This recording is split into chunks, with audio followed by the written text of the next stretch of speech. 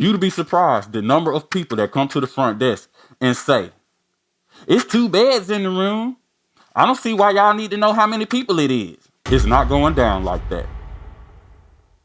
Straight up.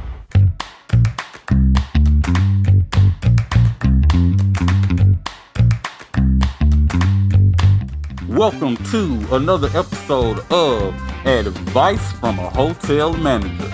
I am Daniel Phoenix, and on today's episode, I'm going to tell you why the number of people checking in does matter. For people that try to sneak their broke-ass friends into the room. For people who want to travel with all the lamb of their children and grandma. For the people who genuinely just don't know.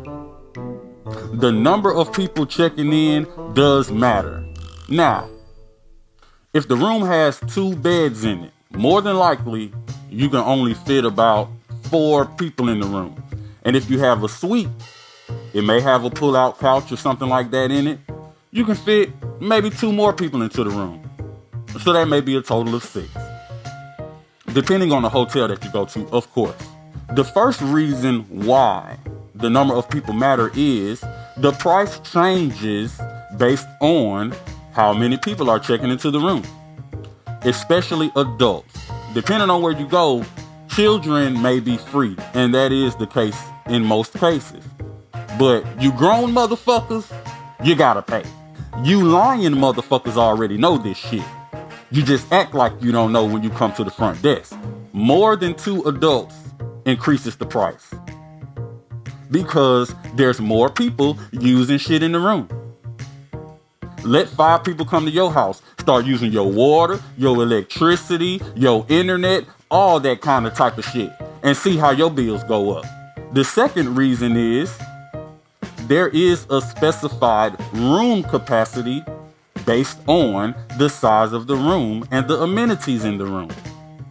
Like I said earlier, if you have 2 beds, a pull-out couch, you may be able to get 6 people in the room. If you only have 2 beds, that may be only 4 people in the room. So if you bring 6 motherfuckers in there, somebody's sleeping on that dirty ass carpet. And that's another video. Now, if there's a fire in the building and you need to evacuate, you don't want to be climbing and jumping over 10 motherfuckers trying to get out of that room. That's a fact. It's about the safety of the guests. Also, when you lie about the number of people in the room, the initial person checking in may not be there, but the extra nigga might be there. The extra nigga may need a key. You gonna come up to us, we gonna look at your ass like you crazy because you're not supposed to be in the room. Now, we get people who say, oh, I got a visitor coming, my visitors can't come. That's okay if it's a visitor. But a lot of times, these motherfuckers be spending the night. That's the shit we have to deal with. Me personally, if a nigga traveling with me, or was traveling with me, because I don't live my life with too many people in a room with me or too close to me. But anyway, if a nigga traveling with me, before we get in the car and take that little trip or whatever, we need to establish who paying for what.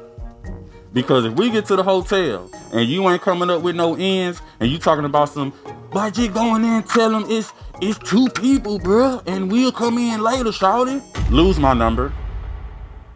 You don't know me. Nigga, cause you just tried me. I don't roll with broke people anyway.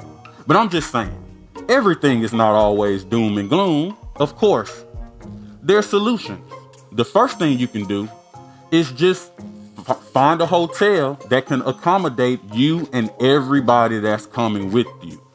It sounds super simple, but you will be surprised how many motherfuckers come in there with the whole team and the rooms do not accommodate the whole team. If you have more than 4 people, chances are you need to find a suite. If you can't find a suite, just find a hotel where you can book 2 rooms side by side. Super simple. Now, if you're short on cash and you can't get the big, large rooms and you have multiple adults traveling with you, tell them to pay for their own room.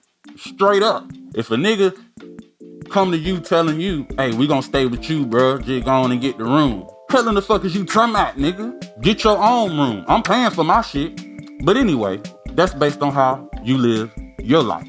I hope that has been informative for you, and you can better assess how you need to travel next time you're traveling with a group of people, or, people other than yourself. So just remember, always be safe. Make sure you have enough room so that everyone can be comfortable who's traveling with you. I hope this information has been informative and helps you out on your next trip. Like and subscribe if you haven't already. I also want to say thank you to everyone who's been supporting on Instagram, liking the reels, and, following on Instagram. Thank you so much. I appreciate it. And I hope to continue to provide good content for you all to check out. This has been Advice from a Hotel Manager. I'm Daniel Phoenix. I'll see you all next time, and safe travel.